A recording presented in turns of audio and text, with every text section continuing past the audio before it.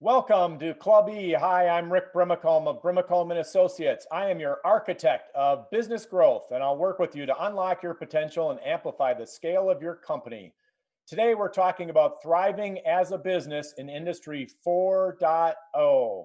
Want to thank our sponsors, Irish Titan, an e-commerce and web development firm, Boulay Group, CPAs and advisors, Highland Bank, a locally owned community bank, Romaine Berg, a digital marketing agency, Voyager U, a community providing training resources for you to launch an independent career. To learn more about Voyager U, you can go to the courses section of clube.com. And Projection Smart, startup and growth financial tools. You can learn more on the Club E website there. It is in the tools section. And then last but not least, the Network Connect, a catalytic gateway for growing your company. Subscribe and like our Club E channel. It just takes a moment. I'll wait for you. It's right down by the video. Click the subscribe button, and hopefully you will like our talk today, so you'll hit the like button as well. It will allow us to deliver better content to you, our wonderful audience, as well as let you know when we are going live. Lastly, you can now catch Club E on your favorite podcast platform, Apple, Google, Spotify, Stitcher, and many others. So you can catch us on your favorite podcast platform as well. All right, I'd like to introduce today's speaker, Napoleon Howell, a senior consultant in Deloitte's strategy and operations practice with a focus on corporate strategy. Welcome, Napoleon. Thank you, Rick. Thanks for having me. Yes, glad to have you here. It's always fun for me to have both friends and business contacts on our sessions. So it's an honor and a privilege to have you here, Napoleon. Thanks again for joining us. Tell us a little bit about yourself, your background, your firm, and the various activities that you're involved with. Will do. Well, first of all, I want to start off by thanking you for having me as a guest. I have been an admirer, Rick, from afar of this program and all the great work that you are doing. So it is my honor. As Rick highlighted, my name is Napoleon Howell, and I am a senior consultant within Deloitte Consulting.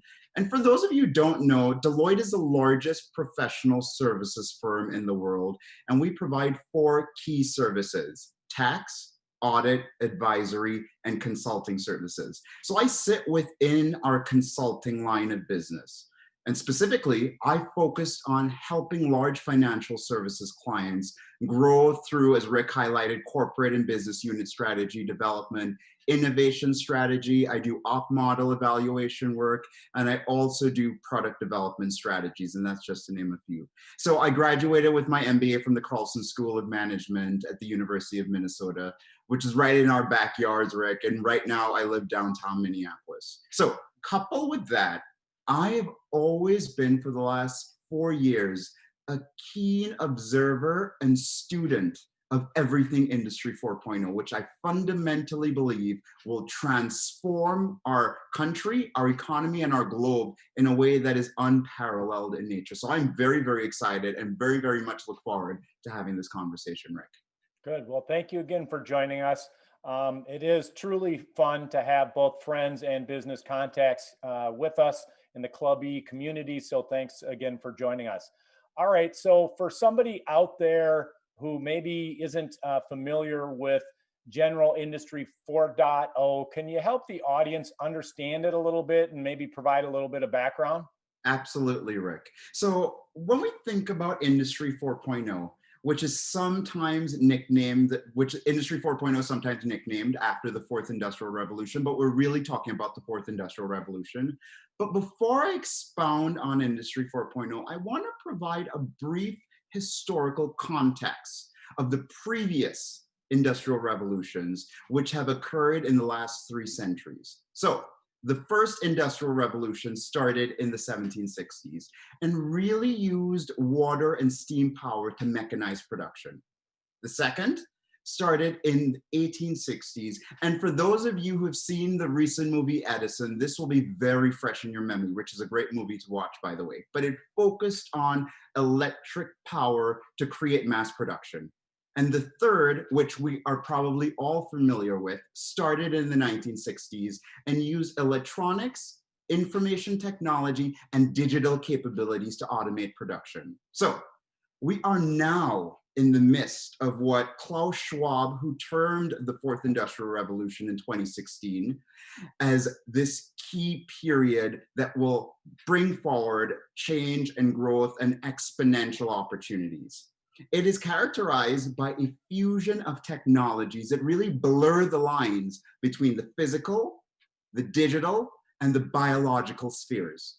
And while these capabilities are reliant on the technologies and the infrastructure that was created in the third industrial revolution, Industry 4.0 is entirely new in ways in which the technology becomes embedded within societies. So I wanted to ensure that you had that context specifically so that when we anchor this conversation, you understand the fact that we have always been going through periods of disruption. This is not new. But what makes Industry 4.0 unique is it shares scale, size, and speed of development. So we're going to break those down and talk a little bit more about those, hopefully, Rick, in this conversation. Absolutely. Absolutely. Yeah. The speed at which things are happening is incredible. And you look at adoption curves of various technologies over time, and no doubt we are in a new era, that's for sure.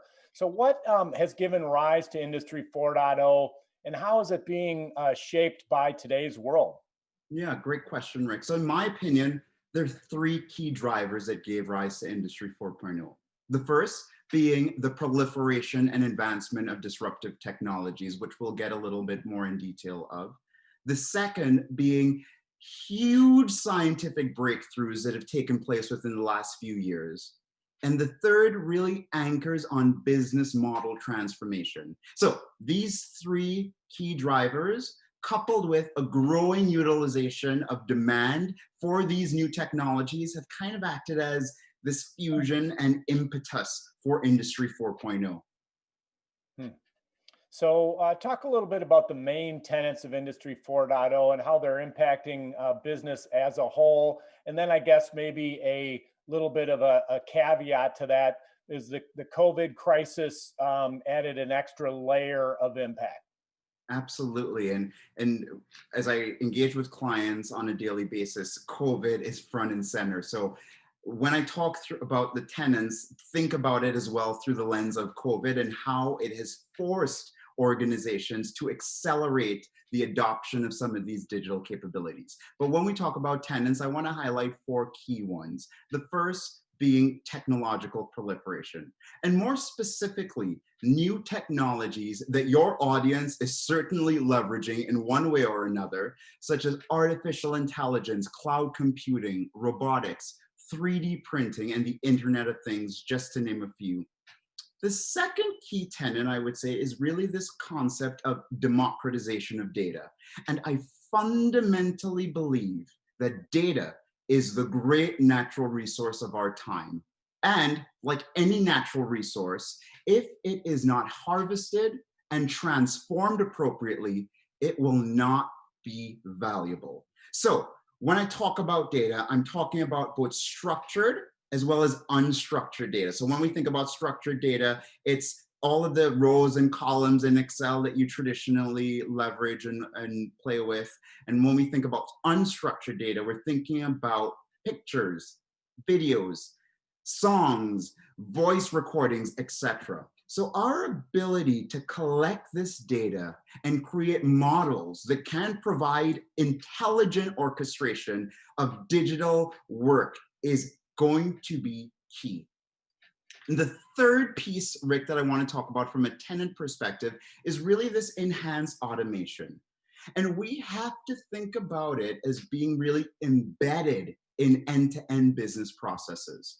What started off as a simple task automation is rapidly moving to intelligent automation that is fundamentally transforming work. And I am really, really proud, objectively really proud of the work that Deloitte is doing in this space with these new capabilities, such as robotic process automation and cognitive automation that drive real business value, from cost reduction to enhancing the customer experience to really boosting employee engagement. So fundamentally critical. And fourth and finally, I want to talk about the deepening connectivity that is taking place.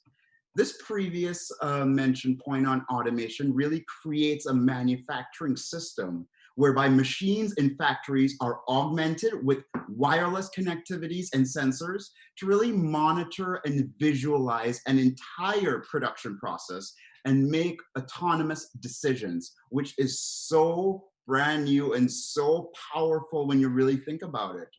And then, as you know, this is just the beginning, Rick.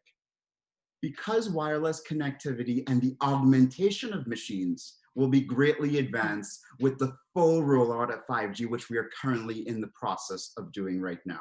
So this will, of course, provide faster response times and really allowing for near real-time communication in a way that is unseen before. So I want to underscore and underline all of this with the fact that these tenets will impact all components of the business value chain, from a strategy perspective, which is kind of the area that I play in within Deloitte and for our clients, from a talent acquisition, talent development, and resource model view. That will be critical. And then also from a technological perspective. So we think about procurement, we think about understanding what technologies will be enabling factors to drive business value and drive strategic positioning. Those are all things that we need to be consider and be really cognizant about as we drive through this period. Absolutely. Absolutely. Yeah. Thanks for that background and that clarity with that. Hey, as we pivot the conversation a little bit to the Industry 4.0 disruption and business impact, we often hear about the advancement of things such as AI being a transformative technology of the future. Can you help us understand the scope, scale, and overall landscape of that technology at a high level? Awesome. That and any other interesting technologies that you'd like to share. Absolutely. No, excellent question. And you know what? If we were in person, and if I were looking at your audience in person right now, I would ask them, how many of them are trying to help their companies become a digital company? And I bet I will probably see all hands raised, right? We're all trying to do that. Yeah. But my question is, when we are all digital, what will be the basis of competitive advantage? And this is anchored in the belief that digital is really the foundation, but it is not the destination. And that's where I want to start off when I think about AI, which is really, in my opinion, one of the major technological disruptors of our time. And when I talk about AI, Rick, I think about it in the context of digital business plus digital intelligence, which is an immense value driver when connected together. Furthermore, systems that can understand structured and unstructured data, which is what we highlighted earlier, they can reason, and Rick, they can learn. And this is really, really important because it's like you and I, Rick. Let's say you and I were going through a decision-making process. We would go through the process of taking in all of the information that we know. We would formulate a set of hypotheses. We will run those hypotheses against all of the data and information in our realm of understanding. And we will decipher and decide on a level of confidence relating to the answer that we produce. So, when we think about AI, we talk about systems that can do this. We talk about systems that can learn, systems that can reason, and systems that can be fed information to really formulate that hypothesis. And Rick, this is powerful stuff. This is not kindergarten play, right? No. And underpinning this process are the core capabilities of AI, such as natural language processing, which your audience is probably familiar with. We go through it when we talk to call centers right now. A lot of organizations are transforming their call centers, leveraging AI capabilities. Deep domain knowledge, and that's really the unique kind of space from an AI perspective that will enhance and advance the value of the platform and the solution. And the real ability to understand, reason, and learn, key differentiator. But I want to be very, very clear on one point, Rick, because so often when people talk about AI, They talk about it from the lens of fear and from the lens of we're gone and we're going to be disruptive and that's the end. But I want to be clear. In my opinion, AI is not about man versus machine, but rather it is about man and machine. I really see AI as augmenting human capabilities rather than replacing it. And I think that's a fundamentally important point. And there are differing thoughts from an industry perspective on this and from a scholar perspective on this, but that's my opinion. And I want to bring in a little bit of what Deloitte is doing. So Deloitte has done a masterful job in ensuring that we put AI at the forefront of a lot of the research and a lot of the development that we're doing internally as a firm. And we recently conducted our annual survey of the state of AI, which surveyed executives about their company's sentiments and practices regarding AI technologies. So there are a ton of insights that came through that survey, which I can share with your audience a link later on, but I want to call out 3 key insights. The first being that adopters will continue to have confidence in AI technology's ability to drive value and competitive advantage. The second being that virtually all adopters are using AI to improve efficiency right now. But the differentiator is mature adopters are harnessing the technologies to really boost differentiation. And this is that differentiating factor in terms of driving business value and business growth that we highlighted earlier. And the third really focused on the fact that adopters recognize that AI comes with a lot of risks, right? And that the preparedness gap spans both from the strategic as well as from the operational. And one of the key things that is such a hot button topic when we talk about AI is really the ethical risk associated with it. And we'll talk a little bit more, hopefully, about the people component later on in this conversation. But that's what we're seeing from an AI perspective.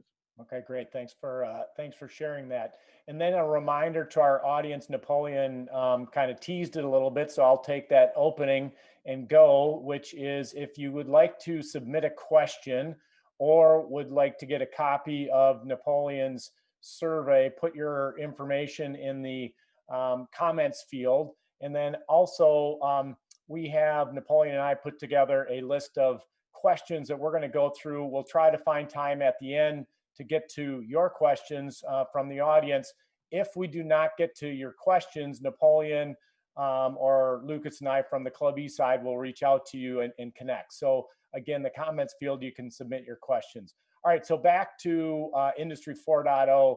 Given the proliferation, easier for you to say, of Industry 4.0 disruptive technologies that we've been talking about, what do you see as the main challenges and opportunities?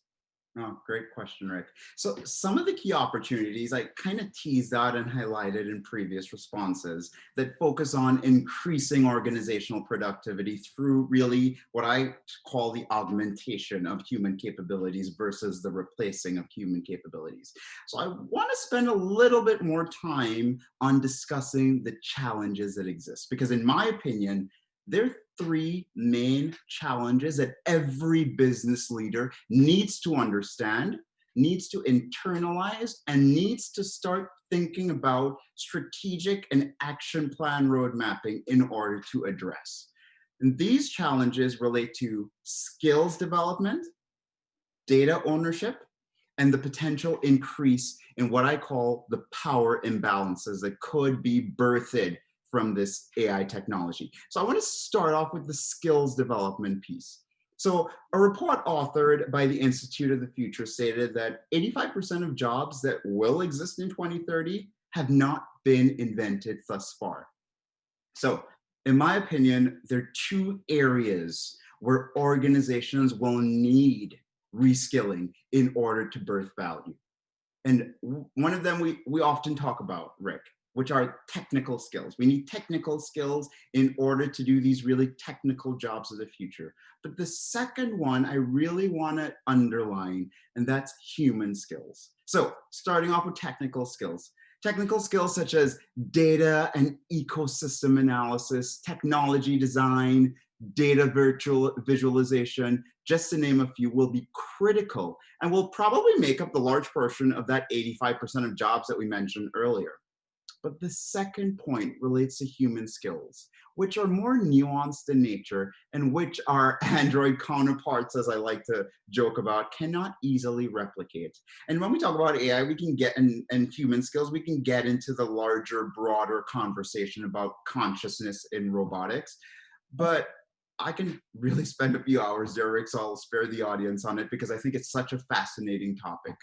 But some of these human skills, such as design thinking, which I see so often as a key ingredient to business success in the clients that I interact with, as being critical in the future. Strong communication skills, emotional intelligence, intellectual and intercultural intelligence. Those raw skills that are human-based are going to be a bit tricky for our counterparts in the robotic space to actually replicate easily. So I just want to give a quick plug to learn more about this entire topic of skills in Industry 4.0. I really would strongly encourage all of you to read Deloitte's white paper titled Preparing Tomorrow's Workforce for the Fourth Industrial Revolution. Rick, it's truly edifying, enlightening, and just eye-opening to understand, wait a second, these are key drivers that will impact the skills and the training and everything from a talent perspective. So please, please, please take a look at that, and I'll add it to the show notes as well. Yep. The second piece that I want to talk about is this conversation about data ownership. So I won't spend too much time here because we all have been exposed to it in one way or another, because it is focused on who owns and controls our personal data, what regulation should be instituted to govern that personal data. And this is playing out in our lives every day, right? We're seeing it from the presidential election all the way to how social media companies are being reassessed from a regulatory perspective. So I won't spend too much time there. But the third that I want to spend some time on, and the last challenge, relates to potential increase in power imbalance. And I think, Rick, this is one of those key points that we cannot mess up as we think about the enhancement and development of these technologies. So what I'm referring to here is the potential for unconscious biases to be programmed and programmed at scale, which is powerful. So as I highlighted, AI can really help identify and reduce the impact of these human biases, but it can also make the problem worse by baking in and deploying biases at scale across sensitive application areas, right? So there's some examples out there around the housing market. There's some examples are out there around workforce acquisition and some discriminatory practices. So I won't get too much into that. One of the ways in which these biases can really creep into algorithms that I think is quite interesting relates to how AI systems learn to make decisions. For example, they can learn to make decisions based on training data, which can include biased human decisions or reflect historical and social inequities, right? Even if sensible variables such as gender, race, sexual orientation are removed. So this is one that I really want to underline, and I really want your audience to pay attention to as we continue to journey in this revolution. That's a lot to unpack there. And I think you said it appropriately, which is, again, there are some great materials from Deloitte, and in this case, the white paper that you referenced. And so anybody who would like that, again, go to the comments field, put your information, we'll reach out, and or we also will have Napoleon make things available. All right, so Napoleon, in your opinion, what's the disruptive force that we need to pay most attention to that's coming from Industry 4.0, and why that specific issue? Yeah, Rick, this is a great question. I think it ties into the question that I highlighted earlier, the answer I highlighted to the previous question. I fundamentally believe that artificial intelligence and machine learning is the most disruptive force that exists in Industry 4.0, right?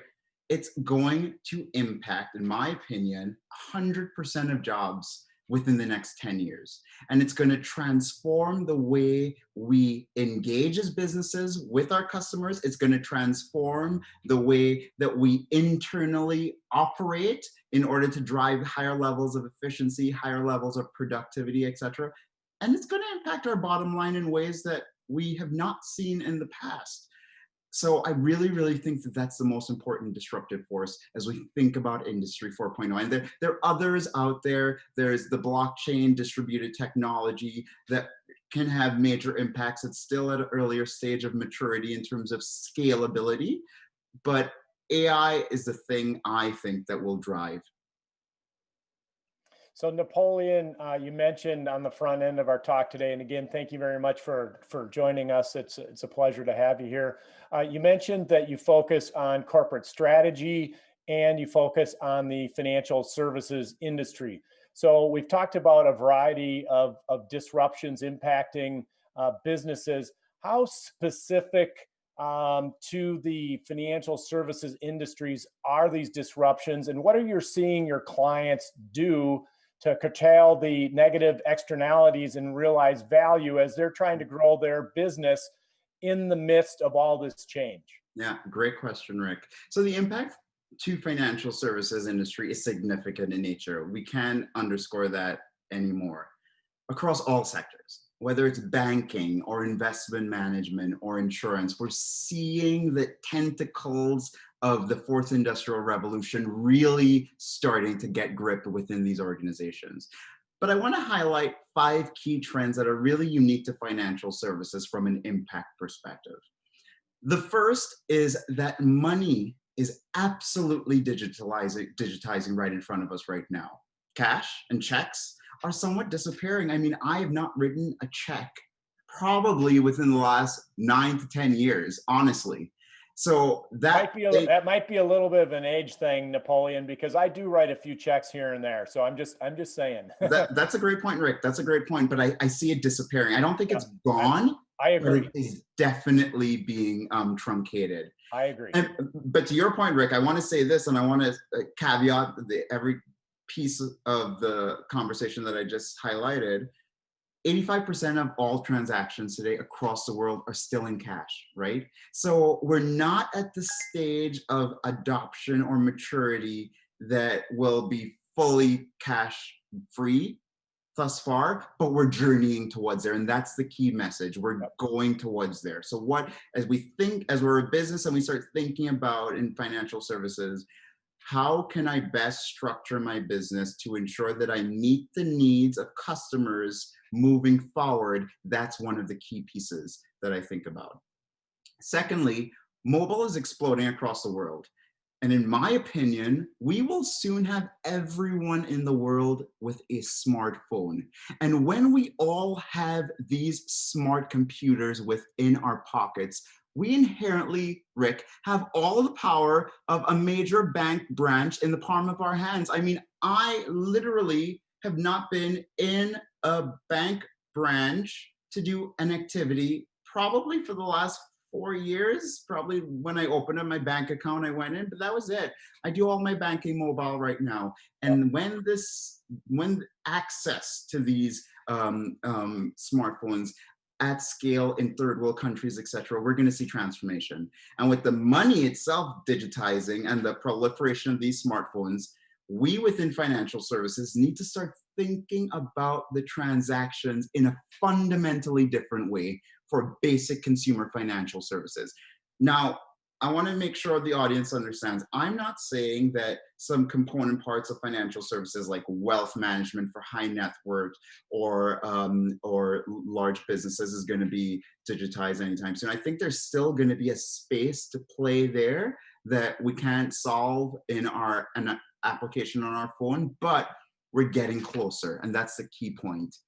Third, which I touched on earlier, is the amount of data that is proliferating everywhere, and it's only going to continue.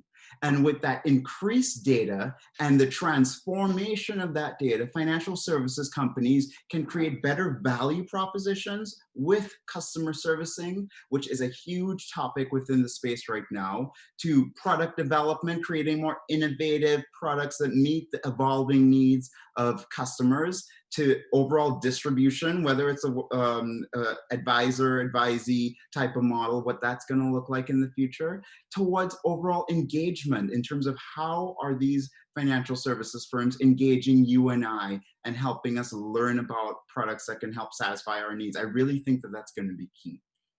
Fourthly, we're seeing this really interesting dynamic where industry and product lines are somewhat blurring. You have traditional technology companies now playing in the financial services space, from banking to insurance. And on the flip side, you have traditional financial services companies fundamentally changing their business operating model and defining themselves as technology companies. So you have disruptive companies entering financial services space in ways that have not been seen in the realm of possibility 10 years ago. And this is going to transform the space. But I want to underline one point. I often hear conversations about incumbents are going to die. Incumbents are going to be thrown to the ash heap of history and they're not going to be able to survive this fourth industrial revolution. But I want to call out that they have one key ingredient to success other than scale, other than scope of business, other than knowledge within the organizations. They have one thing that I don't think these newer, more younger fintech firms have, and that is the abundance of historical data. Back to the point about data, it will be critical and it will be a competitive advantage. But the question is, how can these larger incumbent financial services firms transform that data and transform their business models in a more agile manner to really evolve to meet those needs of those customers? And finally, I just want to underpin these key points with security as being number 5. Given the fact that financial services companies have a tremendous amount of sensitive customer data, the need to ensure that requisite controls and protocol walls are in place will be key. And I've seen it firsthand with a commercial banking client based in Canada who sought to really bolster their anti-money laundering process with advanced digital capabilities, leveraging AI, leveraging ML, machine learning, to quickly and easily identify abnormal customer behavior and address it accordingly. So those are some of the things, Rick, and there are multiplicity more that are out there, but some of the key trends I wanted to call out specifically relating to financial services.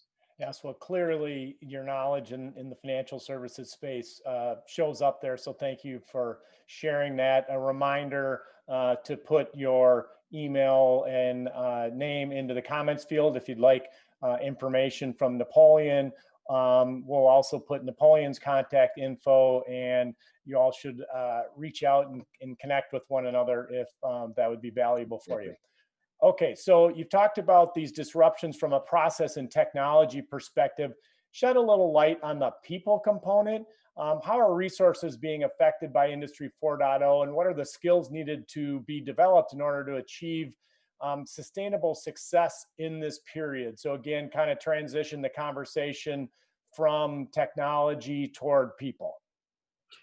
Rick, you asked $1 million question, and I'm really happy that you did, because I truly believe that this question should be one of the central focus areas for all of the audience as we discuss Industry 4.0. And I want to focus my response on the opportunities and challenges that exist, given the fact that we kind of touched on the human and technical skill component earlier. So let's start off with opportunities. Earlier, I talked a bit about the skills that are needed in order to enable the success. So I want to expound on that a bit further. I truly believe that education and access to information has always been one of the key mobility enhancers for society as a whole, and it has improved the lives of billions of people across the world. But historically, not all individuals had equal access to the requisite learning opportunities that existed. So kind of an interesting situation now with the intersection between the capabilities that exist, so the powerful computing devices, the networks, the digital services, and the mobile devices, and then access to the curriculum and training programs that will really play a key role in enhancing and advancing the growth and development of individuals across the world, from low-income individuals in third world countries to individuals right here in the US. And it can truly give rise to what I like to term the great equalizer of our time. I firmly believe that when everyone has access to learning resources and available information, we will all have the opportunity to climb the economic mobility ladder in ways unseen before. So, what does this mean for organizations? Well, it means that access to talent that may have historically not been available will be available. It means that the birth of new ways of thinking, new ways of innovating, new ways of unlocking value for companies will be available. I mean, this is very exciting stuff, Rick. And this is not just exciting for me as somebody that loves this topic, but exciting for organizations as I navigate them through the consulting world and really see that they are starting to get this and starting to invest in this and starting to realize the value that can be unlocked. So, moving from opportunities to challenges, the old adage that we build what we value will be front and center in this period. This means that we need to remember our values as we are building these new technologies, Rick. For example, if we value money over family time, we can build technologies that help us make money at the expense of family time. In turn, these technologies can create incentives that really make it harder to change the underlying value. Therefore, taking a values-based approach will be key to ensuring that individuals are not left behind in this really exciting period. Be critical. So I always tell people that technology is neutral. We as humans decide how technology will impact our lives. It is our choice. So as we think about the challenges that exist, I want us to think about it through that lens as well. Very good perspective. Interesting. So we have a couple of questions. Reminder to our audience, put your questions in the comments field. We're getting toward the end of our conversation. Have one or two more questions that I'm going to give to Napoleon, but wanted to weave a couple of things in from the audience here. Let's see. EPEN, E-A-P-E-N, apologize if I didn't say that properly. When you spoke, this goes back earlier in the conversation, when you spoke about the democratization of data, what exactly did you mean? Thinking from the corporate side, the most advanced players are Google, Microsoft, Amazon, Facebook, and these other oligarchs. Talk a little bit about the democratization of data. Go a little bit deeper in there. Yeah, what I meant when I talked about democratization of data is that never before in history have the access to data that's available been so transparent, right? So whether it's an organization that has access to that data, or whether it's you and I, Rick, that have access to our own data or data from other sources, we have never seen that access so democratized, so available across the board. And that's kind of what I was mentioning and talking about when I talked about the democratization of data. So it's the accessibility of the data, it's the transparency in most cases about that data that's available, and it's how we actually leverage it. Okay. Questions from Matt. Obviously, there's a lot of pieces of this puzzle that gets you excited. You can hear it in your voice. You can hear the energy that you have for the work that you do. That's fun to hear. But if you had to pick kind of one thing that got you the most jazzed up that you've been seeing across this landscape of change, what would that be? Ooh, great question. I would say that the thing that excites me the most are the opportunities that exist. And I get really excited about opportunities because when I think about opportunities from an enterprise perspective, I see how that impacts the individuals that can enhance and advance organizations, right? So as we talked about skill building and development of training, curriculum, etc., there are going to be folks that some may say are going to be left behind in this transition, but I don't see it that way. I see that we have the opportunity to skill up a workforce in a way that we have not done before, and to give economic mobility to individuals that we have not been able to do before by ensuring that they have the technical skills that I talked about, as well as some of the human skills that I talked about. So I see it as a win-win. I see it as a win for organizations. I see it as a win for individuals. And as I navigate the firms the clients that I work with, I see them starting this process of investing, and that excites me beyond measure. Great, great. Well, I'm going to take the word opportunity and run with that here with this question. When you think about the future of work, and I know this kind of dovetails a little bit into the last question, but as you think about the future of work and the opportunities born from Industry 4.0, what gives you the most hope for the business leaders of today who are out there in the Clubby audience listening? And then we'll also hear it again on the podcast platforms and YouTube video. Yeah, Rick, great question. And I think it ties back to the audience question as well. I'm really excited about all of the great growth opportunities that exist for individuals and businesses. Look, this is an exciting time for everyone. Individuals will have the opportunity to learn and apply those new skills that will allow them to gain higher levels of economic mobility, right? Which I think is so critical in this period where you may start seeing the movement of social stratification between individuals in the lower income brackets to maybe more a richer, thicker middle class bucket. So that's exciting for me. And relating to businesses, they will have the opportunity to leverage those individual skills that are being developed to further drive business growth and further enhance our macro economy and our global economy.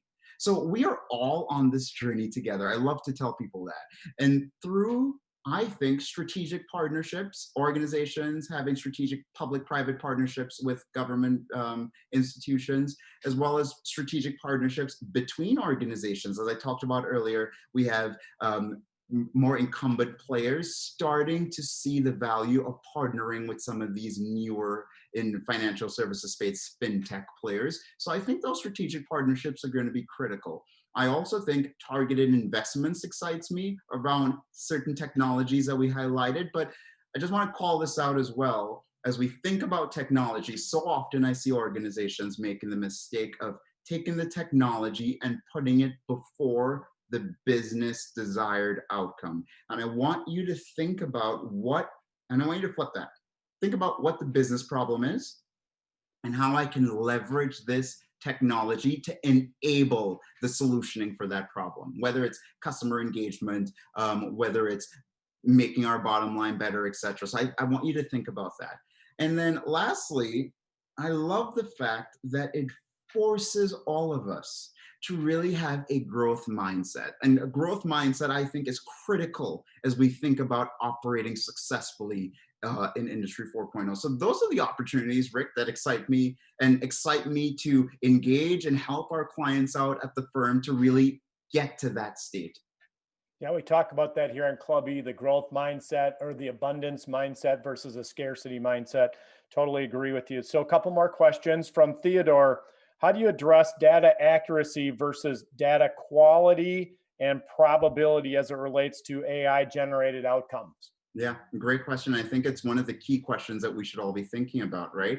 Because data accuracy versus the quality is such a key driver for the outcomes that AI is developed, that AI will be driving towards, right? Because when we think about accuracy of the data, we need to make sure that there are no holes, right? We need to make sure that we go through the QA process, the quality assurance process, to ensure that we're actually leveraging the right data to make the strategic macro decisions that we as businesses do. So I think it's one of the critical questions that we all need to have at the forefront of our decision-making process. And I think it's one of the strategic priorities or pillars that organizations need to focus on. And this is where the data integrity question comes into play, right?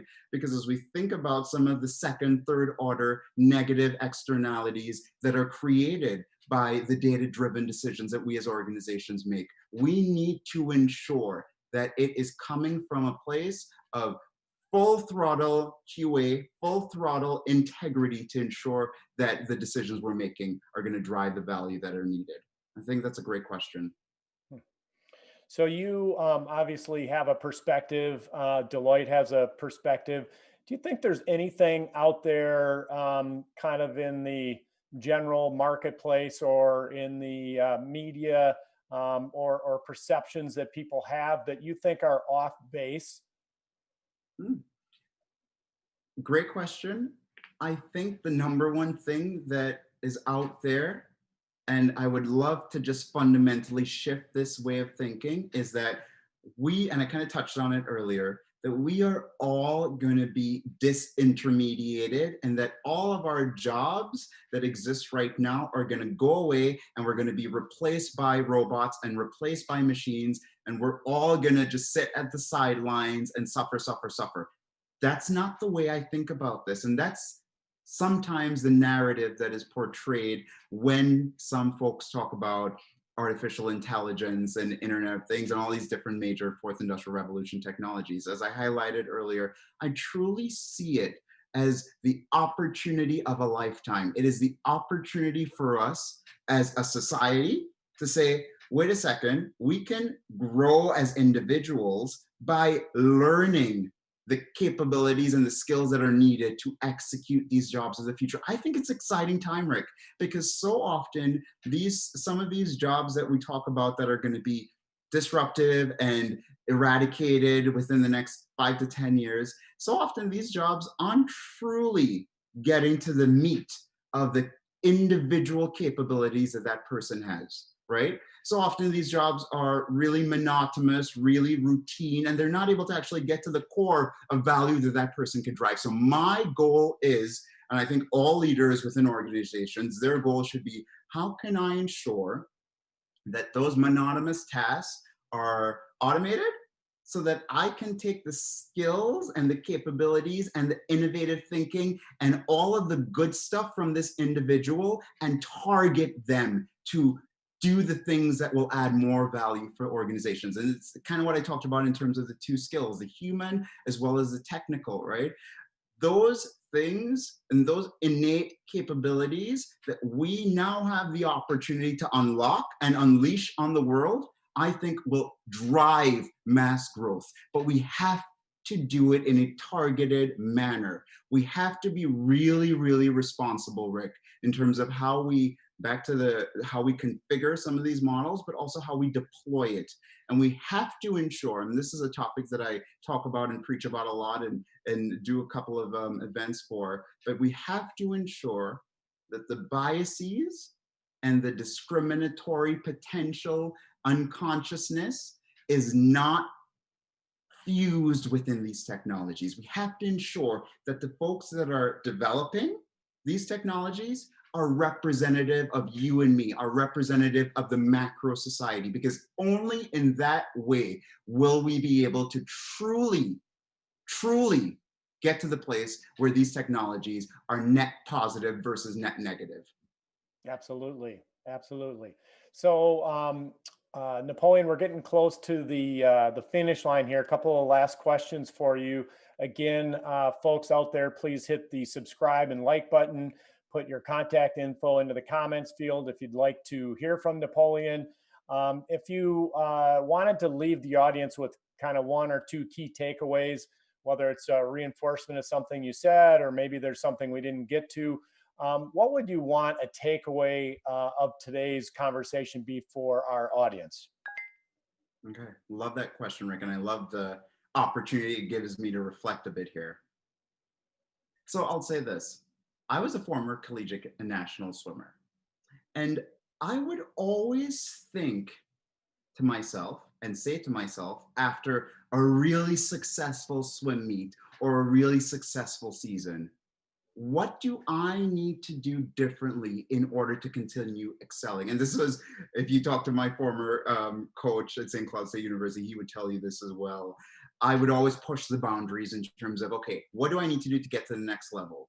And that mindset that is growth and comfort are not mutually exclusive modalities and that they cannot coexist together fueled my success as an athlete. And I truly believe that it will fuel the success of organizations as they navigate Industry 4.0. I fundamentally believe that the biggest impediment to future success of most organizations, and I see this quite often, is their past success. Many companies extrapolate from what was and are confined to really reimagine what could be. And in order to continue growing and excelling as an organization in Industry 4.0, you must explore, you must test and learn, and you must bring that sense of wonder and excitement versus a sense of worry and fear. And Rick, I truly believe that that approach will enable the success that we are all seeing, both from an individual perspective as well as from a larger collective perspective. Sounds like Clayton Christensen's Innovator's Dilemma. Great book. I love it. He's an excellent book. Yes, excellent book. For those of us or those of you in the audience who have not read it, please pick it up. But right along those same lines, Napoleon, so I couldn't agree with you more. Okay, last question off of Industry 4.0, question that occasionally we ask our guests. So as you reflect back on your career, albeit post-MBA, hasn't been that long, but nonetheless, what's an important lesson that you wished you would have learned sooner? Great question. I'll say this. The biggest lesson that I've learned in my career thus far is that together, everyone can achieve more. You know, earlier in my career, I was so focused on individual performance, and this kind of ties back to some of my historical swimming days as well. My individual performance, I wanted to be the best, right? And now as I'm maturing in my career, I am aware of having a more focused approach on the greatness of the majority versus my individual performance. I am now way more focused on accelerated team performance because I understand that we individually cannot solve the complex problems of the future that we've been talking about right now. None of us can individually, but collectively, we can give rise to a new beginning that I believe will enhance the lives of the majority and ignite, Rick, new levels of growth and abundance that we have not seen before. So that is the lesson that I learned, and it's so interesting how it shows up right now in my professional career, because 7 years ago, the way I would have approached solving a problem is so different now. It was more individually focused. It was more siloed versus now I am more aware of ensuring that the collective team is part of the decision-making process, because we are all better together than we are individually. Absolutely. Absolutely. Thanks for sharing that, Napoleon. I appreciate that very much. Our audience also will appreciate that. So thank you very much, Napoleon, for joining us again. It's always fun to have friends as well as business contacts and colleagues join us here at Club E. I hope you'll come back. I got a lot of follow-up questions and topics to put on the table, but I hope you'll join us again. Absolutely. Rick, this was super fun. And thank you to your audience for taking time out of your busy day as well to just tune into this. Such an important topic. And I'm here as a resource for anyone that needs it. Rick has my contact information up there as well. But I really want to ensure that we're all really grounded in this. So thank you, Rick. Thank you, everyone, for joining us. Thanks again, and look forward to having you back. Absolutely. Look forward to it.